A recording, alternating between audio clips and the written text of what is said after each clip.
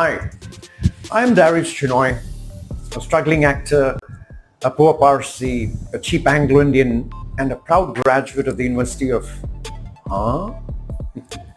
But before we start, I'd like to go through the weekly ritual of requesting all of you to please like, share, comment, and subscribe to my YouTube channel and Instagram account because they honestly deserve more than a 2-week commitment. Today, we talk about an endangered species threatening India's ecosystem even more than Delhi's air pollution. What can that be? Gen Z. Yes, in spite of all their numbers, they are endangered because of the dangerous times we all live in. These are the same folks who can order vegan sushi at 2 a.m. But have panic attacks if the Wi-Fi stopped working. Let me clarify. I'm Gen X, which means I'm kind of sandwiched between baby boomers who think mental health is solved by drinking haldiwala doodh and tying a red thread around your wrist. And then there's the other slice in Gen Z who believe mental health equals reels, affirmations, and blaming toxic relatives, including that toxic cha-cha. I thought we actors would be jammed between the two white slices of bread, but we ended up being screwed from the front and the rear between these two generations. But because Xers are primarily a heterosexual generation, and we wouldn't mind the front from the boomers, it's the rear that is exceptionally painful. Boomers call me every week for troubleshooting. बेटा, friendship request जो मैंने तुमको भेजा वो आया कि नहीं? Gen Z calls me asking, Uncle, आपका कुछ टॉक्सिक तो नहीं है ना? It kind of gives me anxiety. Gen Z's biggest tragedy is this. They live in a world where everything is temporary. Relationships last till the next Instagram story. Jobs till the next LinkedIn update. Even lovemaking has become so fast, they expect an orgasm faster than an erection. In my time, sex was an event. Proper schedule, romance, foreplay, a background track from Baba Saiga. Oh yes, you must try it on Thanda Thanda Pani. Gen Z, for them it's, babe, let's do a quickie. My blink tits delivery is arriving in 12 minutes. So hurry. Boomers married whoever their parents ordered them to.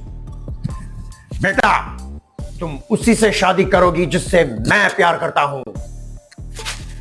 We at least got to write I love you in slam books of the girls we liked. And then we prayed that they didn't show it to the whole class. Gen Z? Well, they have a honeymoon before marriage and break up over things like, babe, I faked it so many times, I deserve an Oscar. I'm done with you. Gen Z keeps talking about finding themselves. Bro, in our time, we were just busy finding ourselves outside a PCO booth, waiting to call our crush for 3 rupees a minute.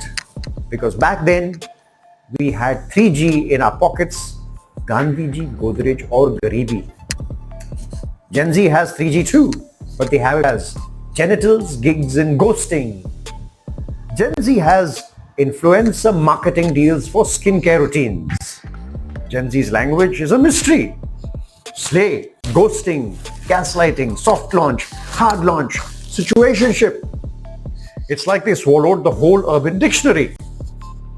In our time, launch meant a missile test and ghost meant Shakti Kapoor in a Ramsay Brothers film. And the audacity?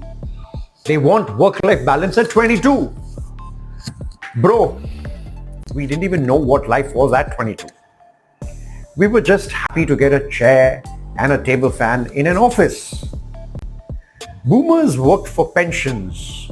We work for Provident Fund. Gen Z wants their boss to pay therapy bills if they feel sad. Sensitivity? Boomers didn't even know what that word is. Gen Z gets triggered if you say guys instead of folks. In our time, triggered meant a gun or your Bajaj scooter refusing to start. Now, Gen Z is triggered by a WhatsApp forward from their chacha. They believe therapy will fix everything. But honestly, no therapist can fix the fact that Gen Z wants a life partner who's vegan, feminist, polyglot, and looks like Vicky Kaushal, but earns like Mukesh Ambani. Even Gen Z's revolutions are temporary. They'll shout about Palestine or LGBTQ or vagera right for 2 weeks until a new season of Bridgerton drops. The worst part? Gen Zs can't see themselves 10 years down the line. Ask them, son, where do you see yourself in 2035? They reply, bro, mental health break. Maybe Bali or Mars. Depends on Elon Musk's next post. And don't get me started on their attention span. In our time, a conversation lasted an hour. Now, hey, what's up? Chilling, cool. Do you know who is the biggest critic of Gen Z? Who can't stand the sight, smell and taste of them? Well, except during sex, of course. It's Gen Z themselves. End of conversation.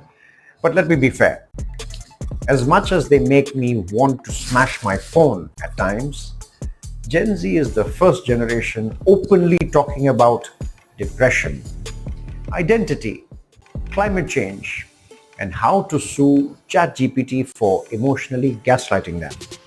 So to all my Gen Z friends out there, keep fighting for your truth. But remember, real life isn't a reel. Some things take time. Love, friendships, careers, even sex. So please, stop expecting orgasms faster than an erection in the age of Gen Z. Common sense remains the rarest intelligence. This was Uncommon Sense.